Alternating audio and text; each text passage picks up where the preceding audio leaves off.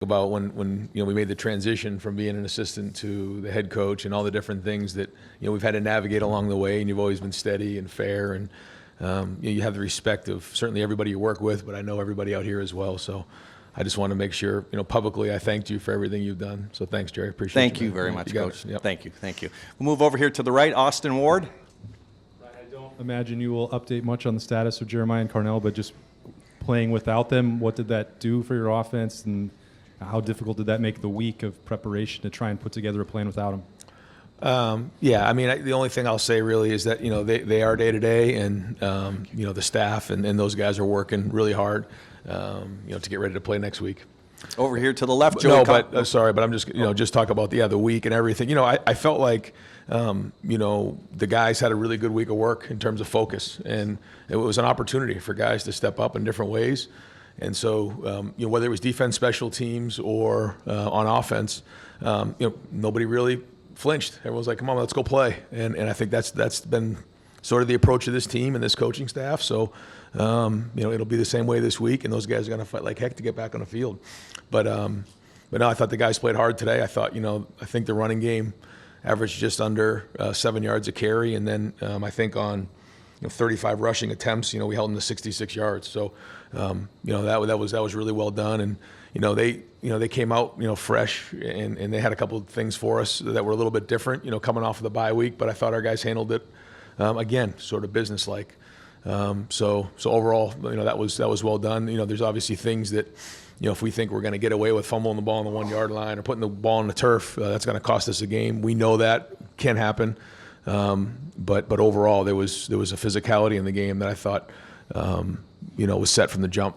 And again, for the seniors, can't thank them enough publicly. I've done it before, but I want to do it again. The true warriors on the field and everything they've done, because they put it on the field. They're the ones. And so, on behalf of everybody at Ohio State, these seniors deserve to be thanked for what they've done. Certainly what they've done for me and my family and all the coaches and for the brothers. And that's why, it was our obligation to make sure we did our best for them to make sure that their last game on the field was special. And I think they had a great game, and they played hard. And guys like Caden Curry, what a great play he had. And so great to see them, finish out, senior day with a win like this. I'm going to go ahead and send Kenyatta Jackson to the very back for a few minutes worth of interviews. Then we'll move over here to the left. Joey Kaufman. Ryan, what's your overall feeling of comfort with the depth at wide receiver if you're not going to have Jeremiah or Carnell, and just how those guys did today? Yeah, I thought overall there was some good things there. I thought David had a really big third down catch. Brandon had a really big week last week. And I thought Max, stepped up in a big way. So it's a great opportunity for those guys. Brandon Ennis is a leader. He's a captain of our team. And, Bryson Rogers, Mylan, David, they've, really had an opportunity here to step up. I think there's some good things that they did. There's some things they'll get on film and get better. But, we need to play depth. Everyone knows that, and this is their opportunity. Over here to the right, Spencer Holbrook. Yeah, Ryan, it didn't look like Mylan played at all in the first half. Bryson a little bit as well. Were they held out for any reason, or what was behind that?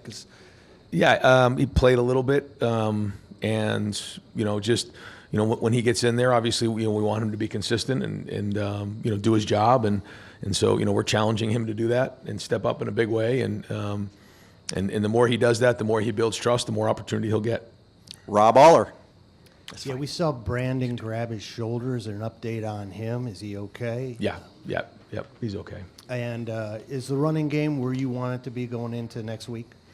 Well, we always want it to be better, but again, when you rush the ball 38 times for 254, I mean that's good coming out. We'll get on the film and figure out what's what. It's you got to sort through everything and figure out what the efficiency of each run was, because that's a part of it too. You can hit some big runs and maybe get fooled. I don't know exactly what our efficiency was and what went well and what didn't, but I thought guys ran hard. I thought there was some good things. There's certainly nothing's perfect, but that's what we're striving for. Do you have to lean on a little more just with the wide receiver injury situation or not? Well, we'll have to see. Yeah, I mean, each week is different, in terms of our approach and what we need to do, but that's why we have to have balance, and we've said that all along. And so here we are in November, and we'll do whatever we can to put our game plan together to put our guys in a situation to win the game. I'm going to send Caden Curry back to the back left table for a few minutes worth of interviews. Then we'll go over here to the right, Dylan Davis, Delaware Gazette. Ryan, you talk so much about mastering the process, given all the distractions that next week could have been for your team. How pleased were you with how prepared they were this week? And certainly now that that game is over, turn the page, preview what's to come next week. Yeah, I do. I give the guys a lot of credit for focusing, and I think not having both Carnell and Jeremiah allowed us to focus even a little bit more on the job at hand. Whether that really played into it or not, I don't know. But our guys have been pretty consistent that way. So now, this week has got to be the best. We've been working towards this all year, and we want it. We know that the opponent is different. We know what's at stake. We know we're playing for hardware now. But at the end of the day, it's still about us. We can't all of a sudden change things. And so we want to keep it as routine as we can, knowing that, again, now we're playing for hardware. And not only gold pants, but also an opportunity to get to Indy. Over to the left, Bill Rabinowitz. Yeah, that was kind of my question. How quickly after this game, or maybe even before the final, went to 0-0, were you thinking about next week in Ann Arbor? And the fact that you're not changing the schedule, usually everything's on Monday. Now Right. Is that just a part of keeping the routine the same? That's it, because as we know, everything that comes with this game, we want to keep it as routine as we can and keep the guys focused on what we've worked on all year. And the number one goal is to grade out a champion. So we'll come back in tomorrow.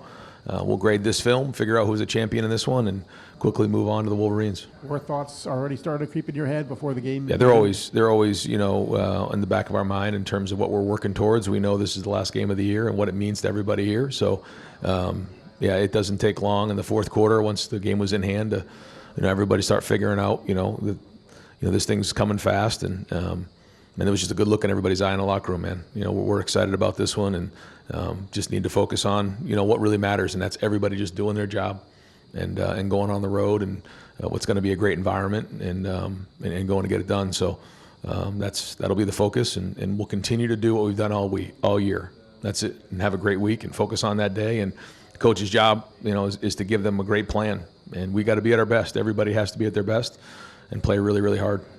Over here to the right, Stefan Kreisnik. I guess, Ryan, to build off of that, you talk about it being in the back of your mind. This is a senior class that hasn't gotten gold pants, hasn't won in Indianapolis yet, and they've talked about that being a goal for them.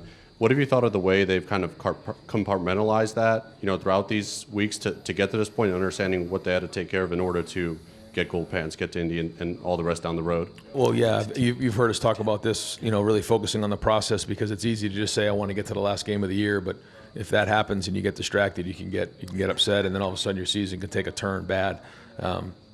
I feel like we've focused on us. I felt like we've been consistent in our approach, and so now, but that's all in preparation for this week, and so we have to continue to do that very thing, and that's what it's going to be. But to your point, I think when we talked about chopping wood and carrying water from the jump, like that's what this was about, was to making sure that we weren't just saying, hey, let's just get to the end of the year and everything that comes with it, and so now we go. But along the way, when you think about how fast the season's gone, it seems like it's gone really, really fast. But then again, you think about that first game against Texas, and that seems like a year ago. Just how different this team is now from when it first started, and so all the work that we've put in is now got to show for us, and that'll be the focus this week.